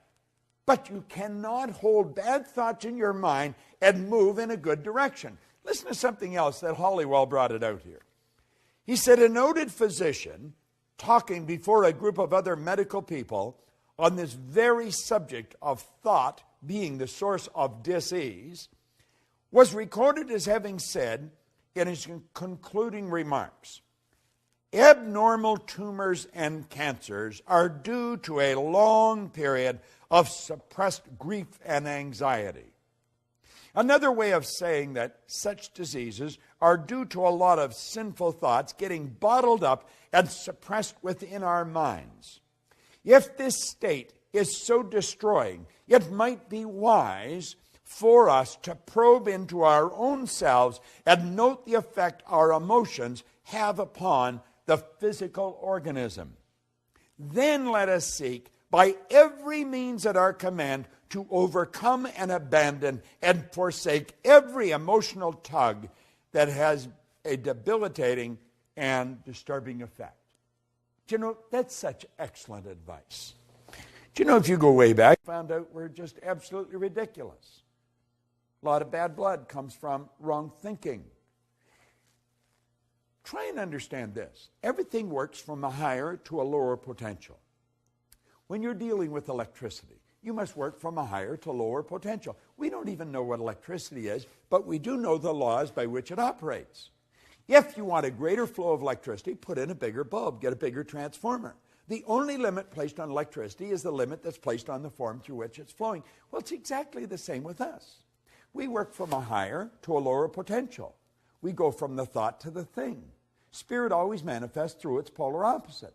You go from the non-physical to the physical. You and I have the ability to tap into a non-physical world, a world of thought. And we can choose our thoughts. We can choose any thoughts we want.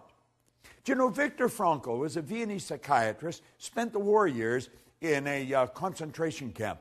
And he said it was while he was in the camp that he realized that regardless of the physical or intellectual abuse that he was subjected to, no one could cause him to think something he didn't want to think. Do you know that's where attitude begins? Attitude is the composite of our thoughts, which cause our feelings, which express in actions. See, our thoughts, feelings, and actions, when they're all in sync, that's an attitude. Well, we want to have the proper attitude, and we're going to live in a healthier body. We want to have the proper attitude, and we're going to enjoy the wealth that we look for. We want to enjoy the proper attitude, and we're going to have the friends that we want. But one basic concept is that you have to forgive yourself, and you have to forgive others. You see, guilt and resentment are without question two of the most destructive emotions that anybody can experience. Of all the laws that you're going to study, this could be one of the most liberating of all of them. Forgiveness. Letting go of. Abandon. Just let it go. And when it comes back into your mind, let it go again. Form the habit of not holding on to anything that's causing you to feel bad. Start to love yourself. Start to respect yourself. Have a healthy respect for what you're capable of doing. And understand this. Carrying bad thoughts about anyone or anything is not doing anyone any good. It's sinful. It's destructive. And the price of sin is death. Now, that doesn't mean they're going to bury you. But it may be burying your company. It may be burying your income. It may be burying your friends. Because they won't want to see you. Forgiveness, it's going to cause everything to grow. It's going to cause you to be healthier. It's going to cause your income to grow, your friends to grow, your business to grow. Forgive. It's a beautiful law. Forgive means to let go of completely, abandon. Replace the thought with one of beauty, with one of plenty, with one of abundance. You'll be glad you did. I did it. I'm a happy, healthy, wealthy guy. And you know something? Lots of energy. It just flows freely to and through me. I forgave me and everyone else that occupied a bad place in my mind. You do the same. The law of forgiveness could be one of the greatest laws you study. This is Bob Proctor. Thank you.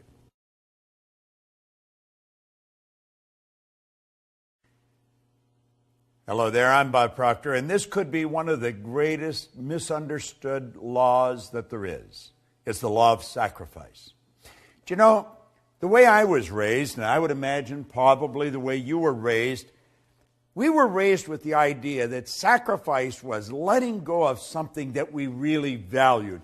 And it was sort of losing something that we valued. And there was some people that made great sacrifices, and they were considered very special. But the average person just never made those great sacrifices. Well, sacrifice it's a law that will bring nothing but good into your life. If we understand it, but we've got to understand it, and most people don't understand. Sacrifice is giving up something of a lower nature to receive something of a higher nature. I talked one of the other laws about the last chapter in the Born Rich series, and it was on the vacuum law of prosperity. Well, sacrifice has to do with the vacuum law of prosperity.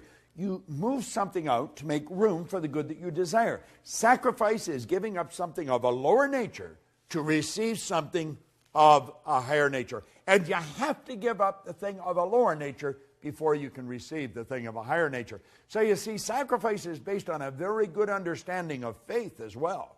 Faith based on understanding. This is tricky. This isn't something that's just going to happen like that. Now, I want you to think of this for a moment. I want you to imagine that you've gone to a great concert. And you are marveled at the performance that you see. Or go to a great stage play and you see acting that is impeccable. Or watch a great award-winning movie and you'll see acting and you'll think, wow. Or you may watch somebody like Tiger Woods. Watch the great athletes. Some great soccer player, a great golfer, a great ball player. Watch the Olympics and you see those swimmers or those athletes, and you think, wow, how does that happen? Well, it doesn't just happen. As this author said, granted, they may be exceptionally gifted, but those final magical results come not by chance or accident, but they come from discipline. Discipline that is consciously chosen, ardently desired, and patiently persisted in. Let me repeat that. Discipline that is consciously chosen, ardently desired, and patiently persisted in. I have often said that discipline is the ability to give ourselves a command and follow it. I will master this. I remember one time reading an article in an airline magazine, and Walter Cronkite was being interviewed. And he was asked in the magazine, in the interview, how did these astronauts develop the courage to get into those space capsules? He said, it didn't take any courage for them to get into the space capsule. And as I read that, and I thought it's easy for him to say, he's sitting behind a microphone announcing it, he didn't get in the space capsule. But as I kept reading, I realized he was right. He said, what took the courage was the sacrifices they made, the study, the hundreds of hours of study, the repetition in the simulators. He said that's what took the courage to prepare them to get in the capsule. It took discipline. It took discipline. How did Halliwell call it?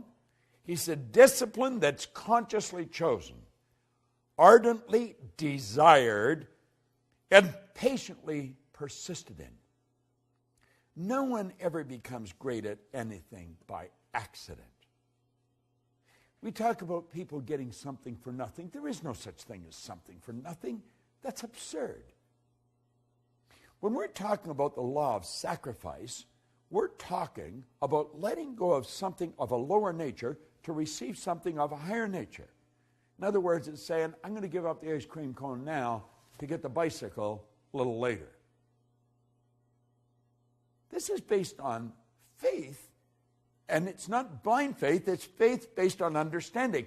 It's understanding that we have this infinite potential, we've got phenomenal potential, we can do better. I talked about it in the law of compensation. And we're going to get better, but only if we give up something that's valuable to us to receive something that's even more valuable. Think of the study, the practice. You know, I like watching two movies, Lawrence of Arabia and Patton. General Patton, great American general in World War II, who also thought that he was a general in Napoleon's army. Believed very much in reincarnation. And then Lawrence of Arabia, watching Peter O'Toole, who literally mentally became Lawrence, and Umar Sharif. You watch these actors. They're magnificent. You watch Lawrence come across the desert on that camel. Look at his face. They do a close-up on his face. He's not acting. He's living the part. Watch Patton. Watch the great speech right at the first of the movie. Get those two movies, buy them, watch them over. If you want to see people that made sacrifice, understood that law, and lived in harmony with the law to develop the greatness that they always had in them, you'll see it in those movies. Watch Patton. He's so good. You watch Umar Sharif. Wow. The acting is phenomenal. They understood this law of sacrifice. They gave up something of a lower nature to receive something of a higher nature. But they had to understand this concept of discipline. See, Halliwell said something always has to be sacrificed for something else. There's your law of compensation coming in here. You've got your vacuum law of prosperity coming in here. You've got to create the space for the good that you desire. Listen to what he says here. People everywhere are awakening to the necessity of disciplining their thoughts and acts. We train domestic animals carefully. We harness the forces of nature to serve us regularly and well. And yet, when it comes to ourselves, the most valued of all, we let our thoughts run wild. No one can obtain their ambitions until they learn to discipline their mental force and are able to control their thinking. See, that's what this whole series is about. That's what all these laws are about. It's about working with the law. It's about bringing our mind into harmony with the law. It's about letting go of things of a lower nature so we can receive things of a higher nature. This doesn't happen by accident. The greatest marketers in the world, they spent years studying what they're doing. The greatest athletes, they spent years perfecting their skills. There's no free lunch. You're not going to get anything for nothing. You're going to have to make sacrifices. You're going to have to give up something of a lower nature to receive something of a higher nature. This whole universe operates by law. The law is something that happens every time for every person everywhere. Yet we've got to understand that sacrifice is a law. Get in harmony with it. Understand it. It's so priceless. Listen to this. Halliwell said, you cannot enjoy the satisfactions and pleasure of a true friendship and indulge in a bad temper. If you will not sacrifice your temper for friendships, you're going to sacrifice your friendships for a bad temper. Isn't that good? One cannot have a sterling character that friends will respect and trust and resort to crooked practices. If he will not give up his crooked ways of trustworthiness, he will have to sacrifice his trustworthiness for crookedness. You don't even have to think too deep on this to realize it's true. But I'll tell you something you will have to do. You'll have to work at it every day to make it a habitual part of your life, to make it a part of your paradigm. You see, most of the things we do are controlled by paradigms, habits. Paradigm's nothing but a multitude of habits. And if we're going to change our life, we're going to have to change our paradigm. We're going to have to sacrifice the habit of a lower nature for one of a higher nature. So you see, as you study into this, you're going to realize just how important discipline is. And I want to leave you with just an absolutely beautiful concept. You've got to discipline yourself. It's discipline that is consciously chosen. You've got to choose it. Someone else can't give it to you. This is done from within. It's discipline that's consciously chosen, ardently desired. You've got to really want it. Man, I so want to be better at what I'm doing. And patiently persisted in. Patient persistence. Seems like an oxymoron, isn't it? It's not. Patient persistence. Just steadily focused where you're going. You've got it. You've got all the talent in the building. You've got it inside. But if you're not prepared to sacrifice what you've got, you're never going to get anything better. And understand this. It's create or disintegrate. If it doesn't get better, it's going to get worse. You've got to discipline yourself. And you've got to live in harmony with this law of sacrifice. You'll be so glad you did. Working in harmony with the laws. It's such a winning concept. I've proved it in my life. My friends all have in their life. That's why they're my friends. We work in harmony with the law. We're not perfect. We're working at it. Every day. I want you to work at it every day. This is Bob Proctor. Thank you.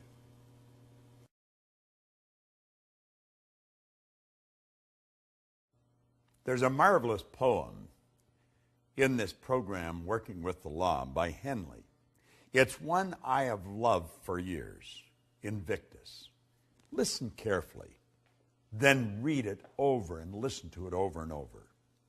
Out of the night that covers me, black as a pit from pole to pole, I thank whatever the gods might be for my unconquerable soul.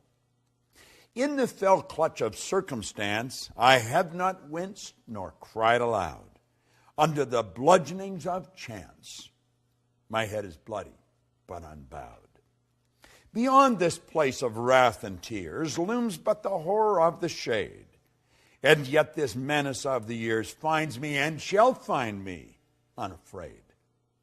It matters not how strait the gate, how charged with punishment the scroll. I am the master of my fate.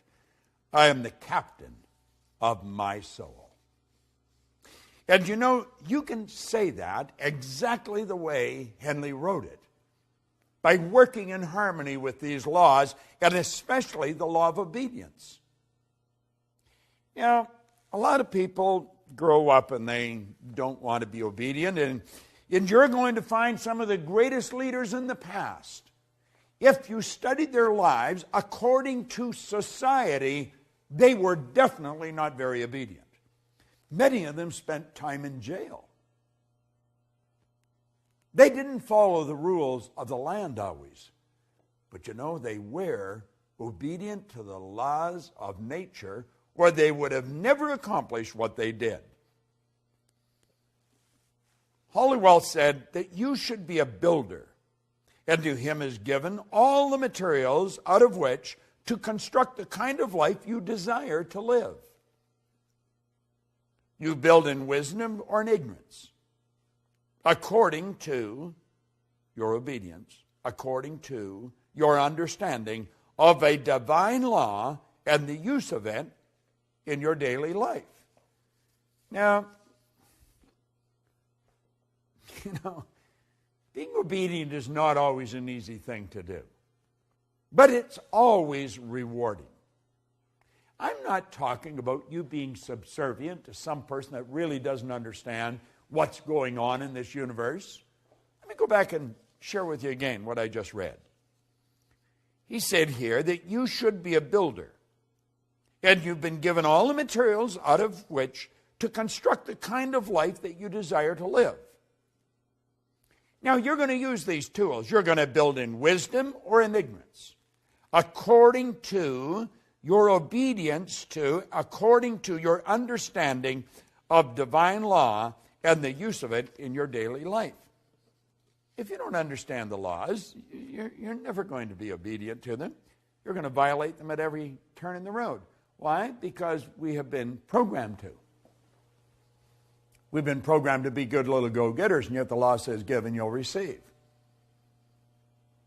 We've been programmed not to live in harmony with the law of sacrifice. No, don't let go of it. Keep what you've got and get more. That violates the law.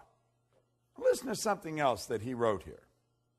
The word obey means to submit to rule or to comply with orders or instructions. Obedience, then, is the governor of all movement, whether it be mechanical, literal, or spiritual. A giant machine without its governor would tear itself apart, would be utterly destroyed because it failed to obey its own laws of momentum and gravity. An intellectual giant who fails to comply with the laws of learning will become as an idiot.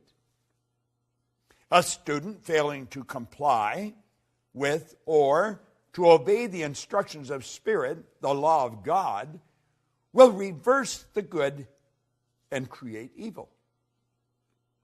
We are dependent entirely on obedience for our success or failure in this life. Now, business is founded on obedience, and as each member obeys the laws of commerce, they're going to succeed. You see, as we study these laws, we have to understand that we've got to become obedient to them. Now, I don't know about you, but I spent, years, as I think I've mentioned in this series, in the Navy.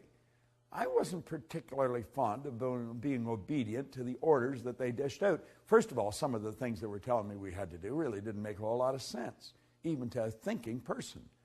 And I really didn't appreciate what they were making me do. And when I wasn't obedient, I was punished. I paid fines, and I did a lot of punishment on a parade square because I wasn't obedient. See, I am not obedient to a lot of the things that society dictates, because I think a lot of people are moving in the wrong direction. But as you start to study the law, you've got to bring discipline, as we just said in the last lesson, into your life. It's consciously chosen, you see, ardently desired, and then patiently persisted in. It was such a beautiful way he described it. Well, we've got to bring discipline in our life, and we've got to become obedient to these laws. And if we don't become obedient to the laws, we're going to lose. It's just that simple. It's like you said about a machine that isn't obedient to the laws of momentum and gravity, it's going to fall apart.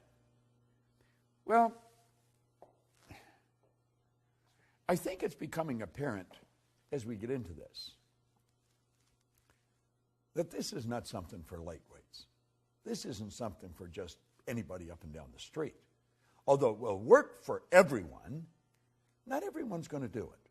Not everyone has brought discipline into their life. Not everyone follows all these answers. Now, listen to this for a moment. We see in nature the answer. She has no troubles she cannot overcome.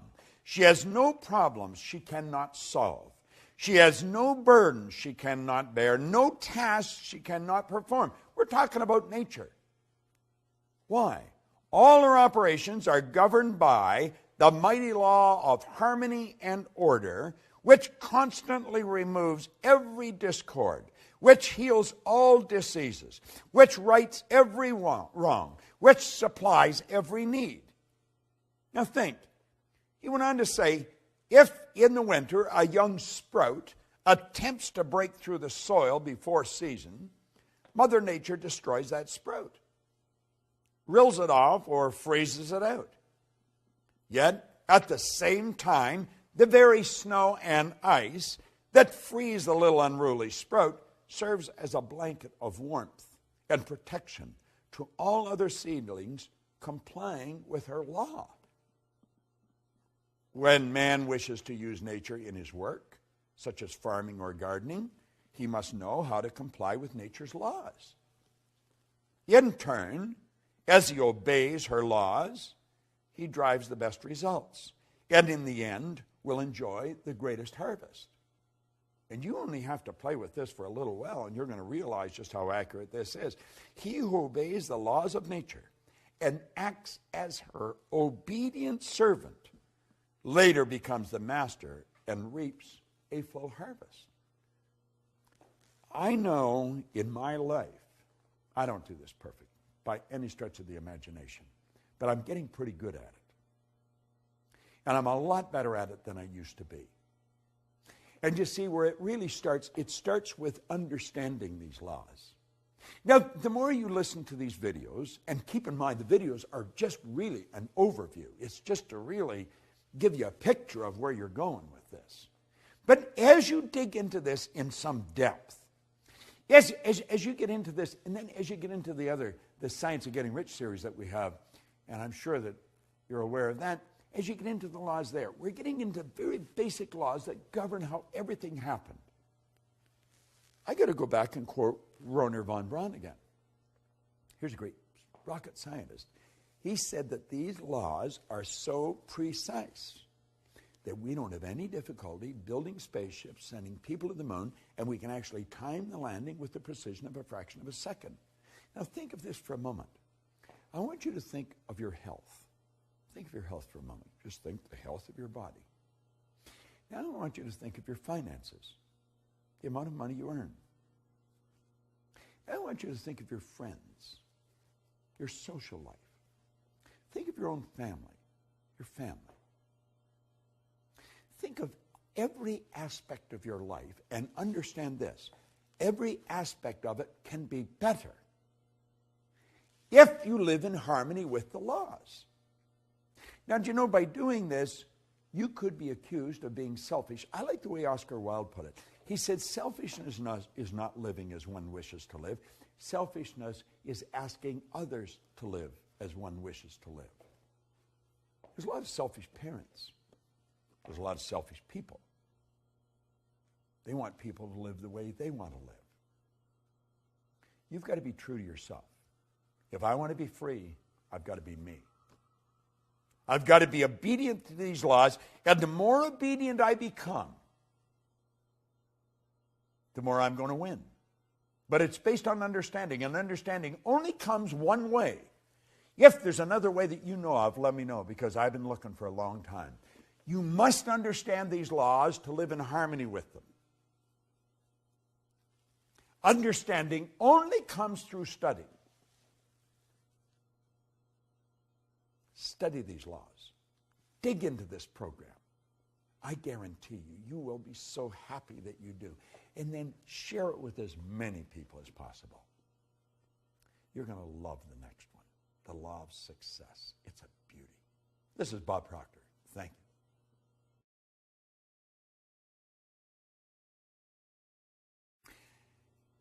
I sincerely hope that you get as much out of this law of success as I've got out of it over the years. When I came across this, I absolutely loved it. I have probably read this first page at least 1,000 times. I've shared it with hundreds of thousands of people all around the world. And now I want to share it with you from how I see it. I'm Bob Proctor, and I want to talk to you about the laws of success as Raymond Halliwell shared it with me. He said God intended every individual to succeed. Isn't that a nice idea? Every individual. That included me. That includes you. It's God's purpose that you should become great. Do you know, I remember reading a book a number of years ago by Robert Russell. And he said there's no secret to becoming great. He said you become great by doing little things in a great way every day. Isn't that good? Well, Halliwell's saying it's God's purpose that man should become great. It's God's will that man should not only use, but enjoy every good in the universe. The law of God denies us nothing. He says man is born to be rich. Well, you know, I created a program a few years back based on everything I had learned up to that time, and it was called You Were Born Rich. It's been considered one of the most complete programs on personal growth that you're ever going to find. If you go to bobproctor.com and take a look there, the Born Rich Learning System, because you were born rich. You have deep reservoirs of talent and ability within you. You're probably just a little short of money, but this program will show you how to do it. There's a company in Australia, New Ways, and every one of their leaders give credit to the Born Rich program for taking them right to the top of the company. Most of them have watched it over and over and over again. Well, man is born to be rich. He said the powers inherent in you are inexhaustible. Now think of that. The powers inherent in us are inexhaustible. This is a law. He said each normal person is endowed with a complete set of faculties which, if properly developed and scientifically applied, will ensure success, ever-growing success. Do you know, Napoleon Hill said that an educated person is not necessarily a person with an abundance of general or specialized knowledge. He said an educated person is a person who has so developed the faculties of their mind that they can acquire anything they want, or its equivalent, without violating the rights of others. Do you know what the faculties of your mind are? Do you? If you don't, odds are pretty good you're not going to develop them. We're born and raised with sensory factors.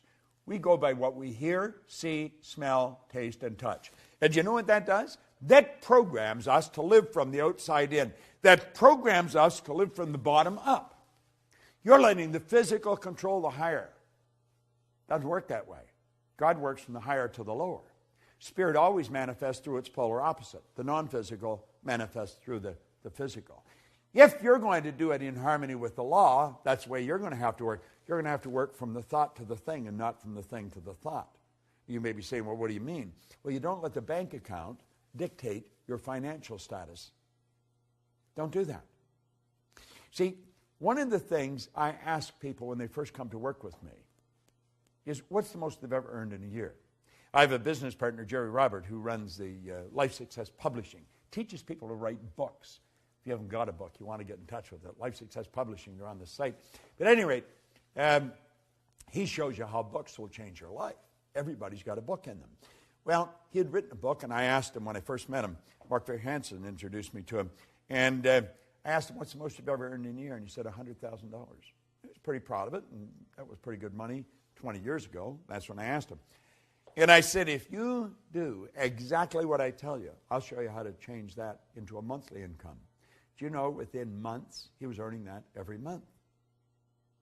The Chairman's Club that we have, you just go to bobproctor.com and you'll see the Chairman's Club advertised. We teach people to turn their annual income to a monthly income by setting up multiple sources of income.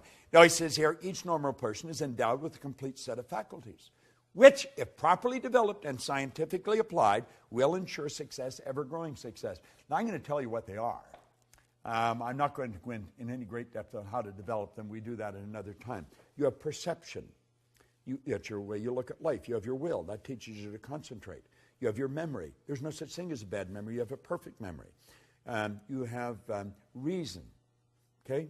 That's your thinking. And you have imagination. These are all phenomenal mental tools. And you can use them to develop greater and greater success. And you're going to have to use them if you're going to live from the inside out. Ever-growing success.